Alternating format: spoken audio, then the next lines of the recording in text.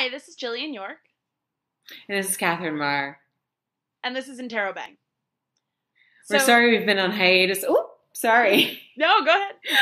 I was just going to apologize for being on hiatus for a little while. In the last few weeks, I have moved across the country, and there have been some technical difficulties associated with that move. So we're glad to be back.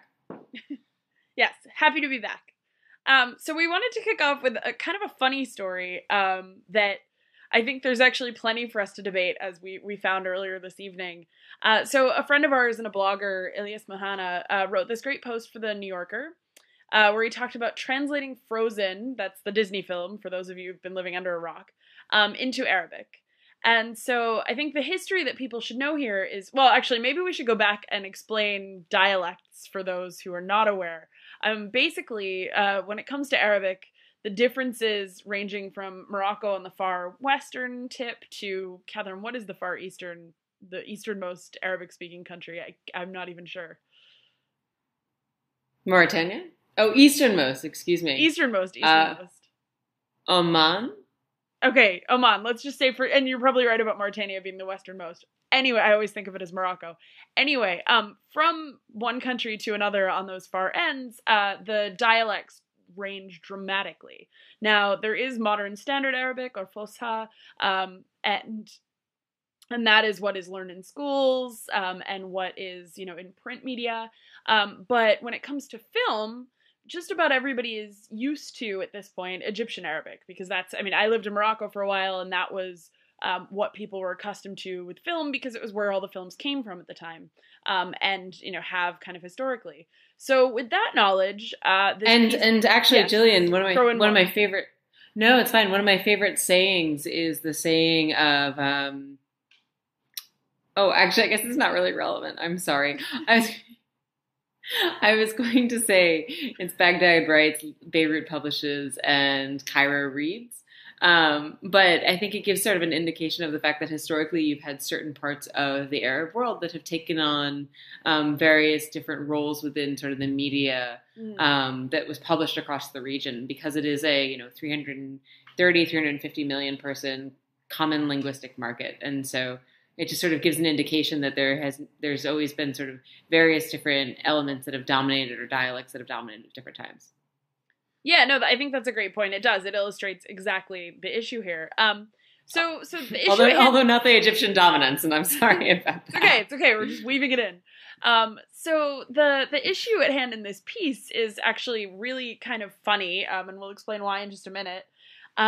Basically, Disney has historically translated, as many other companies do, translated their films into Egyptian Arabic, and that's because, again, that's the dialect that most people can understand, even if they don't speak. And for some reason, starting with Frozen, and I'm waiting for all the Arabic speakers to start laughing with this one. Starting with Frozen, they decided to translate it into Fusha, or Modern Standard Arabic. And Catherine, you want to try to explain why this is funny before I tell people more directly why this is funny? Well, Modern Standard Arabic would be a little bit like watching Snow White in Shakespearean English, or Beauty and the Beast in Shakespearean English. Now, I may Would embarrassingly enjoy that? know. Probably. I was going to say I may embarrassingly know all the songs to Beauty and the Beast. And I'm not going to try to sing them as though they were Chaucerian. But the thing about Modern Standard Arabic is that it is probably it is the closest probably to sort of a liturgical language. If you've got Quranic Arabic, that is liturgical in the same way that that Hebrew is used in recitation in the Judaic faith, or you've got Latin, if, for example, you're Catholic. But so the whole idea is that you've got these sort of holy languages that are very close to the text in which they're written, and they're sort of archaic in nature. And Modern Standard Arabic is probably the closest to sort of the Quranic Arabic. It's very traditional. It's very florid. If you hear people giving speeches in it, or giving speeches in Arabic, generally speaking, it's actually Modern Standard Arabic. In fact, if we were to go back a little bit to sort of a political relevance of this, in 2011, one of the ways that people knew that Ben Ali, the former president of Tunisia, was losing his grip on power was that he went from speaking modern standard Arabic in speeches to speaking a Tunisian dialect. And it was sort of an attempt to bring himself closer to the people. So it's really not a language people use at all. Yeah. Yeah, so this whole piece is really worth a read, but I'm gonna read a couple of my favorite bits. The first This is from where, Jillian? The New Yorker? The New Yorker, yeah. We'll throw up the link for everybody's listening. So the author has a couple of kids, and they're apparently really into the film, as many kids are. And, he notes that there's never been a Disney musical so widely translated or localized. And he also talks about how this one is particularly loaded with American vernacular speech. And there's some great examples of that in the piece, such as one of the princesses is confessing her need to stuff some chocolate in her face. So there are these lovely quotes, and apparently 41 languages in which you can watch the movie. So among those, you've got both Brazilian Portuguese and the Portuguese spoken in Portugal. I believe both Mandarin and Cantonese. He doesn't list them here, but I did look them up to figure out what they are. And so, I'm Swedish, Norwegian, and Danish, which are all fairly similar to one another. So that, that gives you a range, or it gives you an idea of what the range is of these languages. But so this one is translated into modern standard Arabic, and no other Arabic dialect. And okay, so maybe I'm gonna look up these lyrics just so that we're not leaving people in the dark who haven't seen the film. I actually haven't seen the film. A bunch of people shake their head with shame at that. So I haven't seen it either. But you may have heard the famous song, and I've heard it a couple times anyway. It's called Let It Go. And the chorus in the English version reads, let it go, can't hold it back anymore. Let it go, turn away and slam the door. And then she says, I don't care what they're going to say, what they're going to say, rather. Let the storm rage on, the cold never bothered me anyway. So rhyming, perfect, great, very Disney. So what our author here did was he took the modern standard Arabic translation and translated it back into English. And here's what it came out to from that bit that I just read. Discharge thy secret, I shall not bear the torment. I dread not all that shall be said. Discharge the storm clouds. The snow instigateth not lugubriosity within me. I'm sorry, what was that last word? The snow instigateth not lugubriosity within me. And how many parents do you think had their children turn to them and say, what is lugubriosity? Yeah, right? So yeah, we were joking earlier at dinner that it would be maybe a great way to ensure that the next generation is smarter than their parents. I don't know. I mean, what do you think the impetus was for Disney with this one? I mean, I'm sure that we could speculate all over the place, but yeah, I mean, the speculation, of course we can speculate all we want. Isn't that punditry? No, I would start with noting that, we talked a little bit about how Egypt historically was really dominant in terms of its ownership of the Arabic media landscape. It created all the shows, the soap operas, everything like that. And in recent years, Syrian Arabic has become really prominent in terms of not necessarily production of original shows, but in terms of dubbing of shows. And so like in the Middle East, as I'm sure you know, Jillian, Turkish shows have become really popular, right? So you've got these like crime series and they've got really incredible production values, but they're all in Turkish. And so there has been an increasing market for Syrian or sort of dubbing of these shows. And sorry, can I just pause and say that for a real mindfuck, there's a Brazilian soap opera that is meant to take place in India, and I've seen that dubbed into Arabic. Oh, so there you go. I mean, it's incredibly internationalized. And it's very confusing. And there were a couple of reasons why Syrian Arabic actors have become incredibly popular. One is that it's significantly cheaper than the Egyptian film studio industry.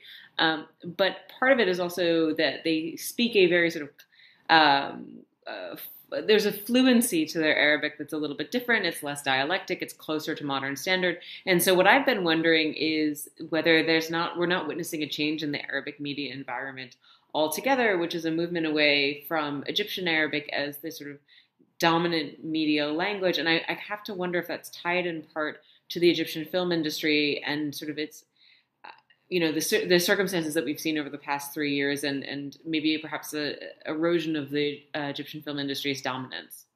Well, so in the piece, Mahana actually, he argues that okay, well, with all these different really similar languages that it's being translated into, why not just make multiple Arabic versions? And then, I'm sorry, while you were talking, I just searched for something, and I hadn't seen this before, so I think I may have found our answer. He did an interview with NPR where he said that he thinks it has something to do with the fact that last year Al Jazeera inked a deal with Disney to basically buy all of the distribution rights for its children's programming. Oh, so that's interesting. So I think that the other thing to note about Modern Standard Arabic is that Modern Standard Arabic is the language of newscasters. Yep. Yeah, and so, I mean, it would make sense if Al Jazeera is the one that's going to be distributing Disney stuff.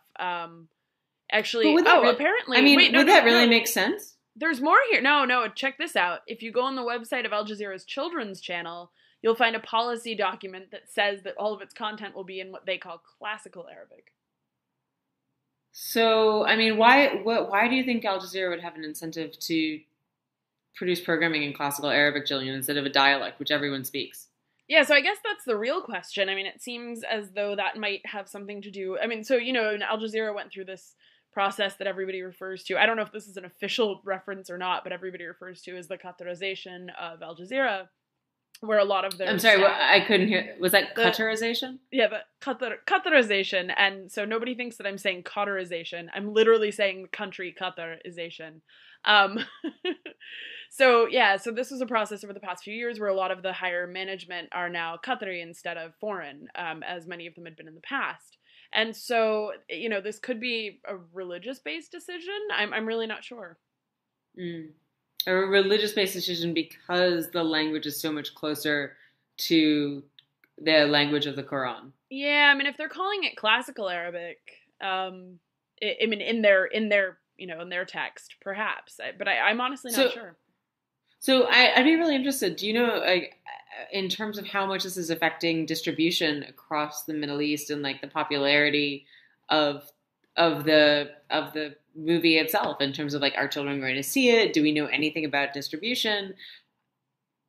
No, that's actually something that I wouldn't even know where to start with researching that. But yeah, I'd be curious to know how much it's affecting distribution. I mean, I'm just thinking when I was a kid, if my parents told me I had to go watch like Chaucer or Shakespeare, I would probably have a really hard time thinking that counted as entertainment. Yeah, but my guess is that with this first attempt, it's not going to really affect distribution because people aren't realizing it till they get to the theater. My assumption would be that it could affect it in the future if this continues, because these kids are going to come home and be like, "What did I just watch?" So, or is this part of Qatar's grand strategy in terms of expanding influence across the region? Sounds like it to me. I mean, at least in terms of the media, if not, in the broader sense of soft power.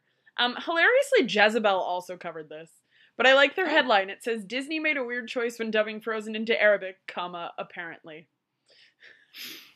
Like, we're not sure. We just, apparently. It is a bit weird. Yeah. So anyway, if you really want to be entertained, I think everyone should look up the video where the BBC actually took Ilyas Mahana's translated lyrics and subtitled them over the official English version of the song. Or, just if you want to learn about the florid Arabic language and its classical poetic form, I suppose. I guess this is keeping a lot of Arabic master students probably busy translating Disney into traditional Arabic. So actually, I gotta say though, the comments. I'm sorry, now I'm like getting really into this. The comment section on the Jezebel piece is hilarious. I think that we should just post this later, and you should definitely read it later because I think you'll find it pretty funny. Anyway, we should move on. So moving on to this great article that is actually like over a month old, which I didn't, or maybe less than a month old, but slightly, that I just spotted today in my Twitter feed called Slightly More Than 100 Fantastic Pieces of Journalism. And this is over at the Atlantic by Connor Friedersdorf. I never tried to say that out loud before. Yeah, so I sent it to Katherine earlier, and we agreed that we would both kind of pick a couple of our favorites to talk about, but not tell each other what they were first. So do you wanna shoot me one? Oh gosh.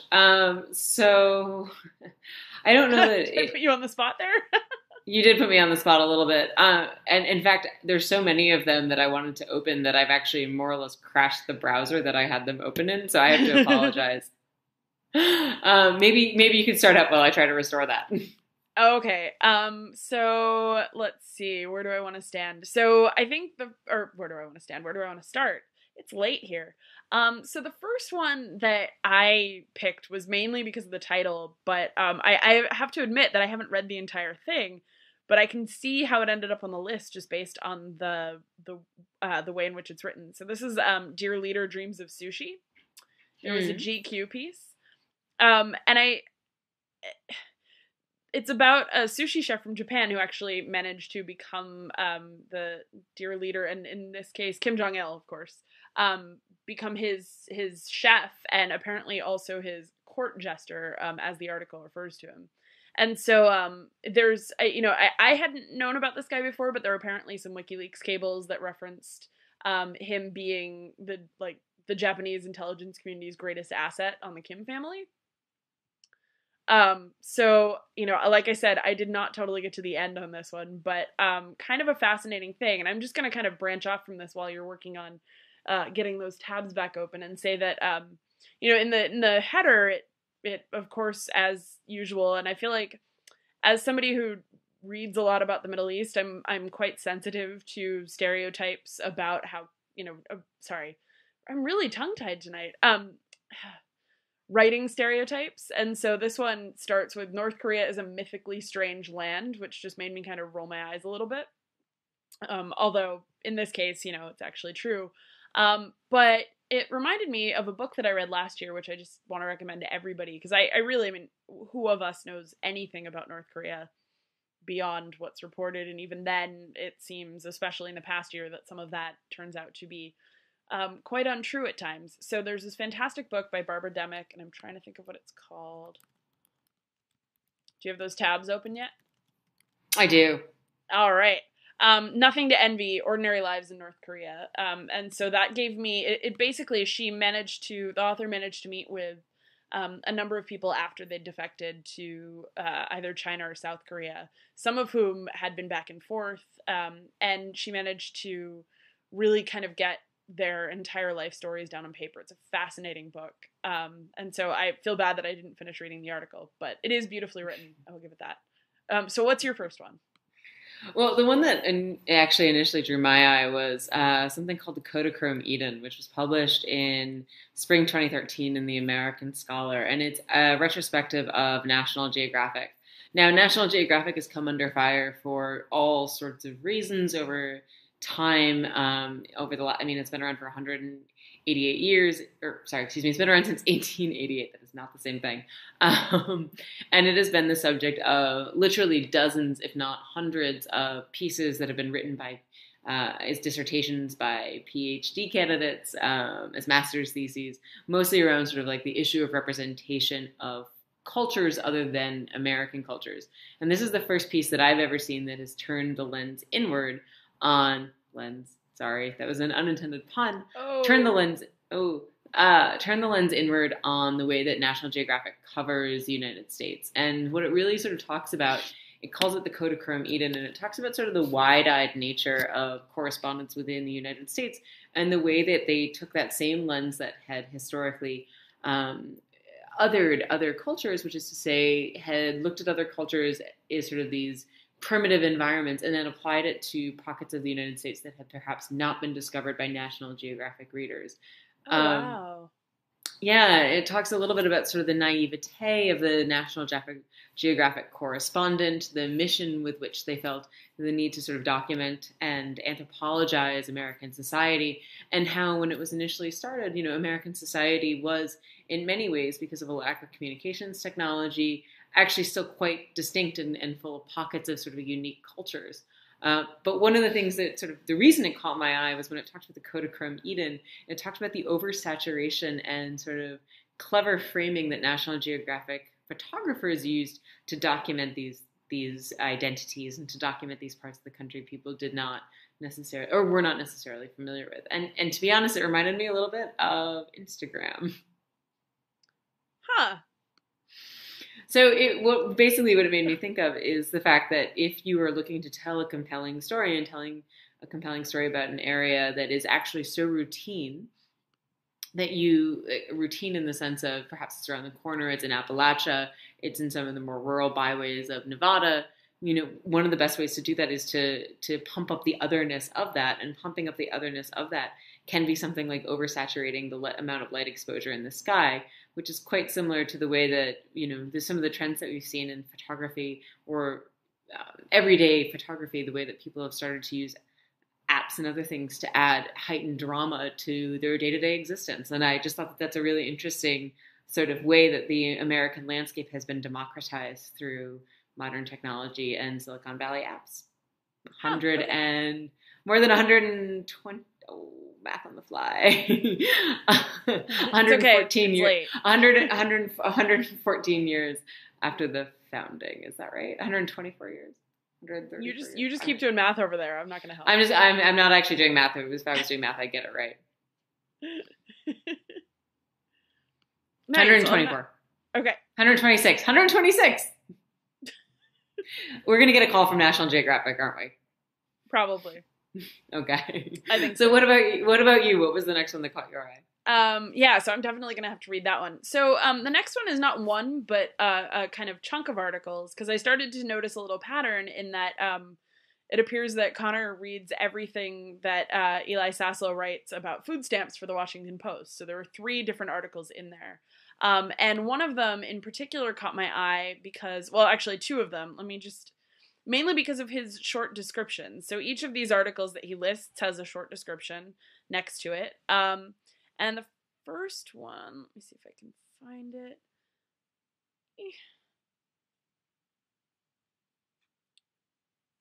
The first one said, I'm not going to find it, but it said something about making tough choices about who gets food stamps. And then the second one had a little descriptor that said, and these are just pull quotes from the articles, is it enough for the government to help people buy food, or should it go further by also telling them what to eat? And this is such a big debate. So I'll tell you the 2 reasons that this jumped out at me. The first is, the first article was from April 2013, about a food stamp recruiter in Florida dealing with tough choices about who to hand out food stamps to. And it goes into different states, but I wanted to comment on this personally because when I did AmeriCorps Vista for a year, and it's a possibly questionable thing that AmeriCorps encourages some of its Vista volunteers to apply for food stamps if they need it. And the reason that I find that a little questionable is because you're talking about generally a bunch of young 20-somethings, although, you can be a Vista at any age, all of whom, some of whom come from backgrounds where they, don't have financial support and may genuinely need food stamps, but others of whom are trying to kind of live amongst the people, so to speak, for a year. And I was somewhere in the middle. I mean, I certainly didn't have my family's financial support on my own, but at the same time, I'm sure had there been an emergency, I would have. And so it felt really weird to me to be a person applying for food stamps. I mean, it was humbling in a lot of ways having them, but it was also, there was also a very clear sort of barrier for me between myself and a lot of the people who are sort of chronically in need of food stamps or in need of other welfare. And that was very clear to me that whole time. And it felt sort of fraudulent, even though, I certainly qualified by quite a bit.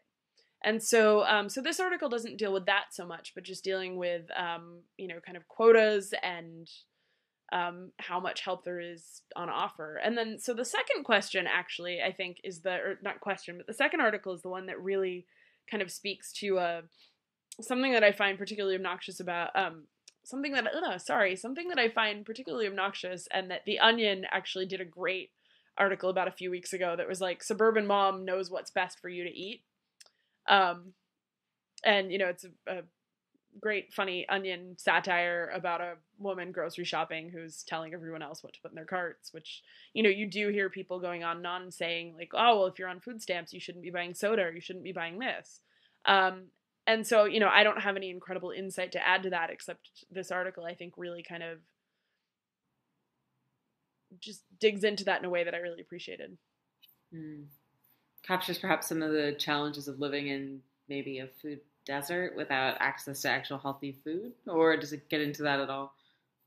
Yeah, I mean, it gets into that a little bit, but it's also just, you've got cases where doctors are kind of telling people who they know on food stamps, are on food stamps, how to eat, what to eat. And so, yeah, I mean, a lot of it is certainly about the problem around food deserts, but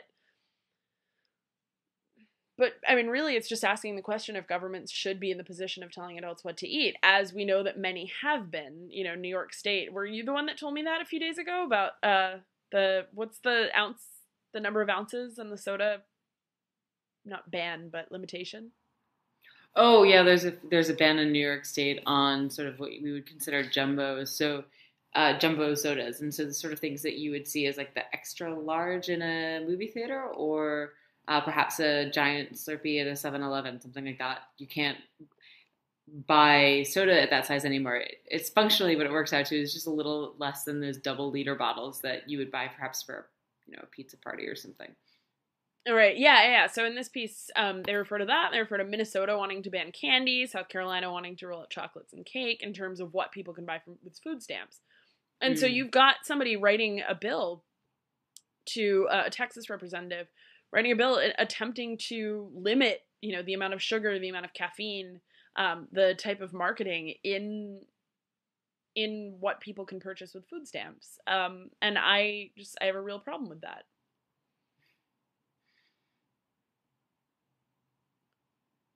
Interesting. I have to say, part of the argument for when I was living in New York was that part of the reason that food stamps, that there was a restriction on what people could and could not buy, was that around sort of trying to police for the health of individuals, right? And try to create incentives for healthier societies and healthier recipients of food stamps, so that when these individuals who are on food stamps were purchasing, that they weren't ending up purchasing things that perhaps because of lack of communication or lack of awareness or education or even clear labeling on packages weren't going to land them in the hospital with diabetes in 3 to 4 years' time. Yeah, but the problem that I have with it is that the implication is that people on food stamps need that help and everyone else can just go eat whatever the hell they want. And, you've got plenty of people with money who make terrible food choices. And so, I mean, I wouldn't mind it in a positive sense, in the sense that, okay, so maybe you get better deals on fresh vegetables if you use your food stamps. Maybe you get a discount. That sort of positive incentive wouldn't really bother me as much because I can see where, it's good for everybody, right? Assuming that the vast majority of people who have food stamps are families and not individuals, it makes sense to try to push that, especially when you're talking about children. But I don't know. I do have a real issue with, and this is not just the sort of, I feel like for me, this is not just the civil libertarian side coming out, the idea of, being furious at government telling me what I can and cannot eat, but the idea that this is applied unevenly to the poor. Yet another structural bias, perhaps. Yeah. So anyway, what's your next one? We're going to throw all these links up, so we'll just throw the whole list up. I mean, there are so many. I think that, one that certainly caught my attention, but I don't feel qualified to speak to, is an article that occurred was published in the Washington Post in June of 2013, titled "After Newtown's Shooting, Mourning Parents Enter into the Lonely Quiet." And part of the reason that did catch my attention is that Newtown, Connecticut is just a few miles away from where I was raised as a child, and the sort of environment that they describe is very similar to the school that I grew up in. And so while I'm not going to presume to speak to the story itself, which really speaks, I think,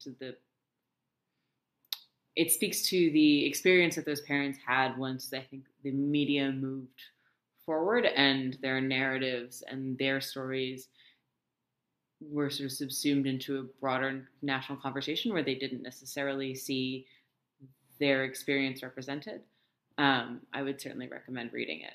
But I can also speak to something else that's perhaps a little bit less personal and something that I would certainly encourage reading the Newtown article, but something that I feel a little bit as though there's a little bit something more to dig into. And that was actually a piece on Paul Kagame, published on September 4th, 2013, in the New York Times Magazine, which was the global elite's favorite strongman. Yeah, that's right. And I thought it was a really interesting piece because Kagame is a tremendously polarizing figure, not just among the global elite, who I think the article sort of rightly notes have lauded Kagame with numerous awards and sort of high-profile recognition.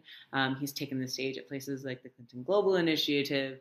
He's often heralded as somebody who has, brought together a country that was suffering from great tragedy. And in fact, we're now at the anniversary of the Rwandan genocide, and here we have Kagame in power, but is somebody who is deeply polarizing within Rwanda itself. So, Jillian, you actually read this one. What were your thoughts on it? Oh, I mean, it was a while ago, and I think what I remember reading more was, I remember reading the article, and I remember feeling, just like, another dictator. Like, it didn't, I read the whole piece, and it didn't strike me as anything but that, to be honest. But I remember a lot of Westerners talking about it on social media as if this guy is great, and that's the part that really got to me about it. Yeah, I'm sorry, I don't really remember many of the details of the piece.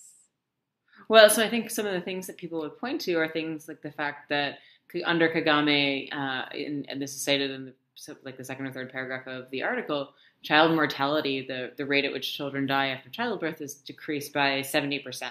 And there's a national health insurance program, which I'm not shy to note is perhaps somewhat more sophisticated than something that we have here in the United States. Right, and they talk about the cleanliness of the streets and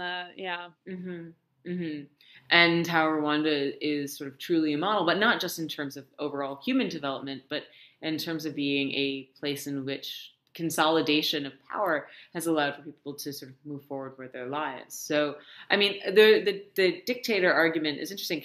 Do you recall a little bit about what sort of triggered that for you? Is that, I know that he's been incredibly heavy-handed in his treatment of dissent and dissenting voices. Is there anything that you have seen in your own work that sort of illustrates this?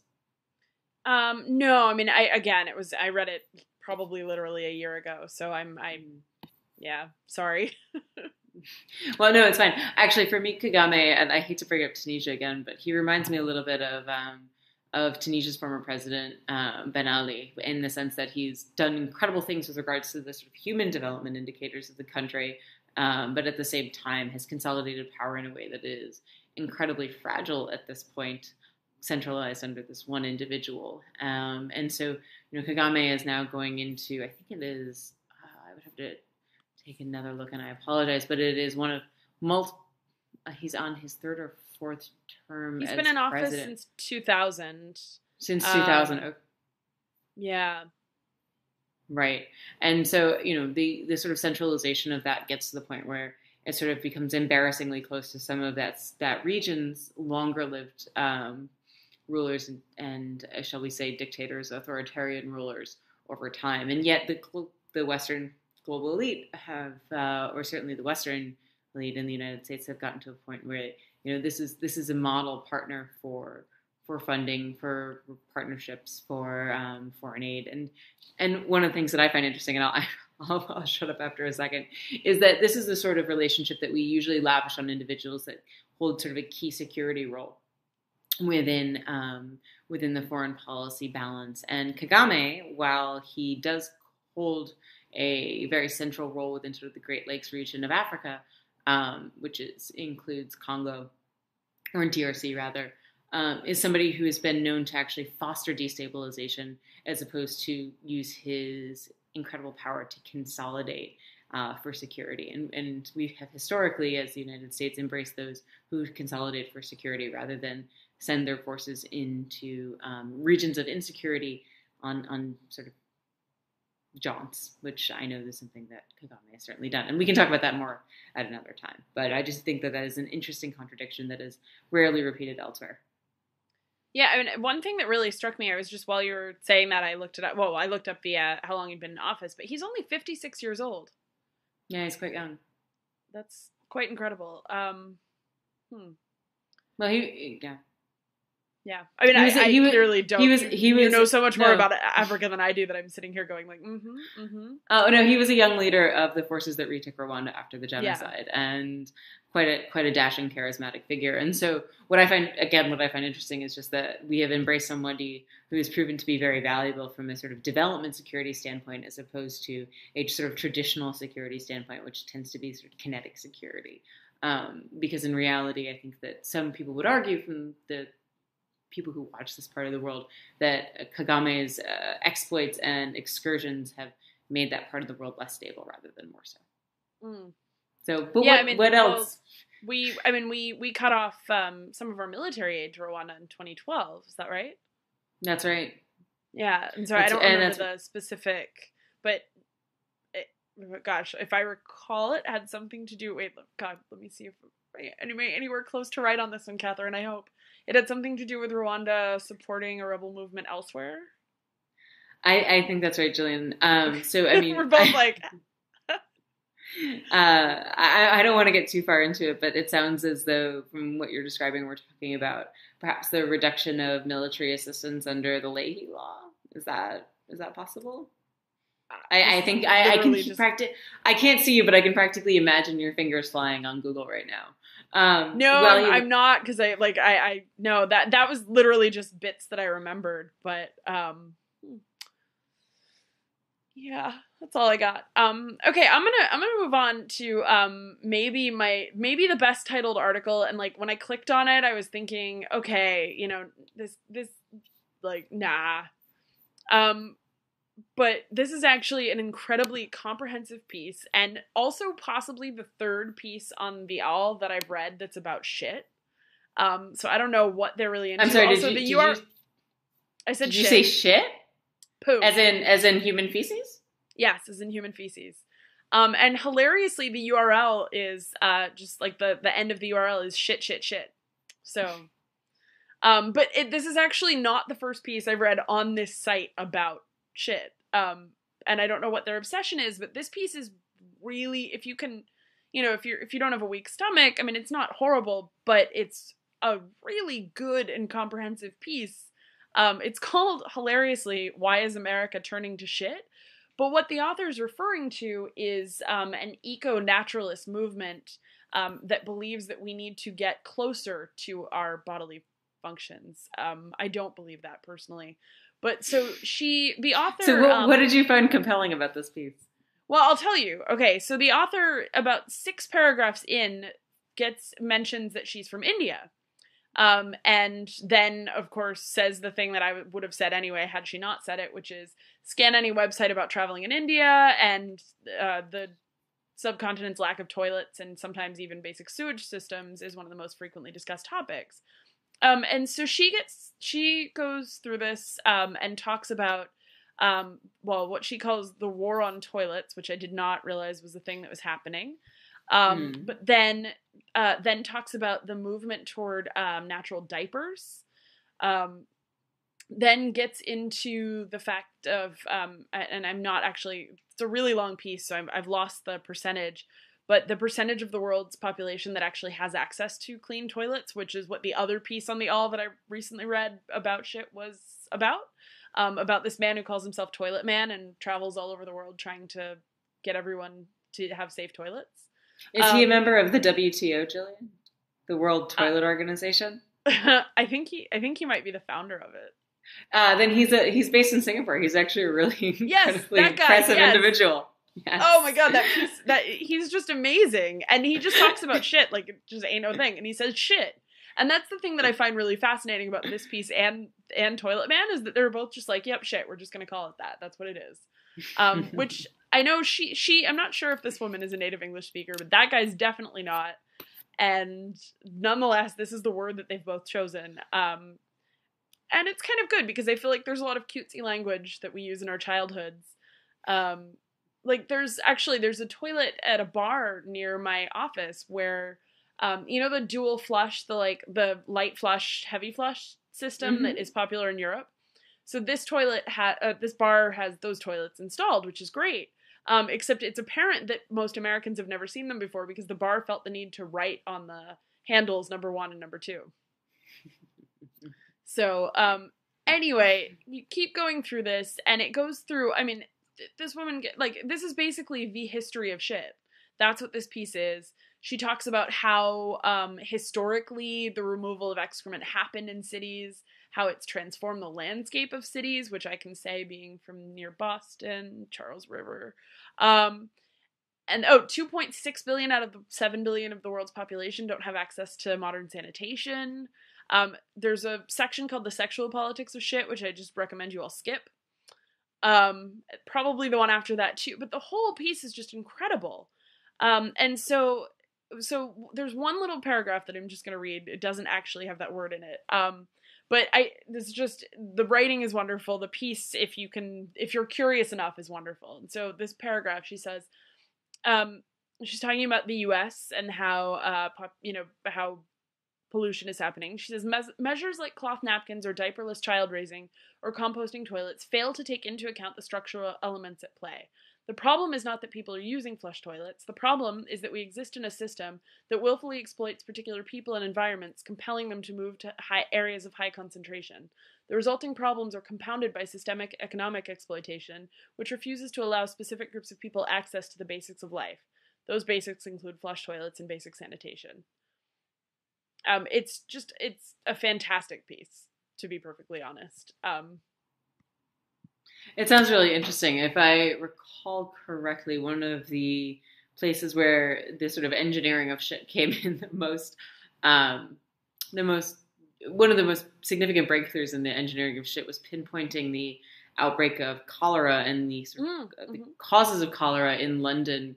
And I want to say the mid to late 1800s, but I would have to go back and check that out. There's some fantastic diagrams of sewer maps that I've seen that identify why the sort of management and transmission of shit turned out to be one of the defining reasons we've been able to live in such heavily densely populated areas as a species, and do so with good health.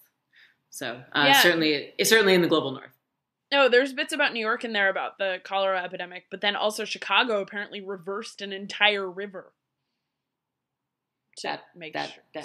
That is not insignificant.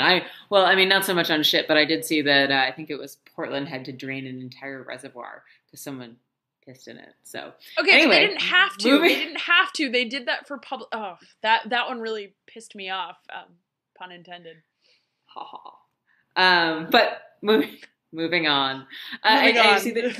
We're episode where all we did was talk about shit. Yeah, that one. So, given that we're at the 43-minute mark, I thought maybe that it's a good time to wrap up. I would certainly suggest going ahead and looking at this collection that Firestar put together. He, if I believe, curates a regular piece that talks about, or a regular publication that talks about some of the best writing in long-form journalism. I think it's limited to the United States, but I may be wrong. I'm just going to pull up the name. Oh, just The Best of Journalism, which is a weekly email newsletter that he puts together. And so really? And so it grabs long-form journalism around the web. In fact, one of the things I really liked about this list is that I noticed that I had quite a number of tabs from the New Yorker, the New York Times Magazine, the Washington Post, some of these sort of expected publications, but then I had a lot of tabs open from places I'd never heard of and things I'd never read. So like Smithsonian Institute magazine, which I've always known existed, but perhaps I've never spent some time, pulling up on a regular basis. But that said, I want to put in a plug for what I hope we're going to talk about in the next session. And Jillian, I know we talked about this a little bit, and I'm just going to go out here and put it out there so it actually happens. Bring on a friend, someone that Jillian and I know, who is based in Rio, who is very much involved in some of in understanding the sort of social and political dynamics that are occurring in Brazil today, to talk a little bit about the World Cup, some of the lead up to the World Cup, discuss some of the protests that have taken place and how that's all playing out as the World Cup has actually gotten underway. I know I am a huge football fan, and so it feels appropriate to bring that into the conversation and mix it up a little bit with some of the broader socio-political context. So hopefully that on next week's show, and perhaps to talk a little bit about some of the really exciting announcement that Elon Musk has opened up all of his patents for Tesla and what that means for competition and the future of electric cars. Yes, I'm going to do everything and read up on that this week. So I put it out there, so that will be next week's show. Awesome. And can we also just make sure that we talk about Robot Snowden next week? We can talk about Robot Snowden. Thank you. All right. Thank you. But actually, wait, can we end this on a serious note to close? Just to mention something about a friend of ours. Yes. I'll let you explain. Okay. So this is I think this is probably the second time we've mentioned this friend on the program, and that is Aleb Fattah, who's an Egyptian activist and blogger. Who was just this time, so he's been imprisoned before, in case the name sounds familiar in that context, but he was just sentenced in absentia to 15 years in jail. Now, he was actually present for the trial. He was outside of the courthouse and allegedly was blocked from entering, and I absolutely believe that account. And so he and 24 others were all charged in absentia, even though they were present.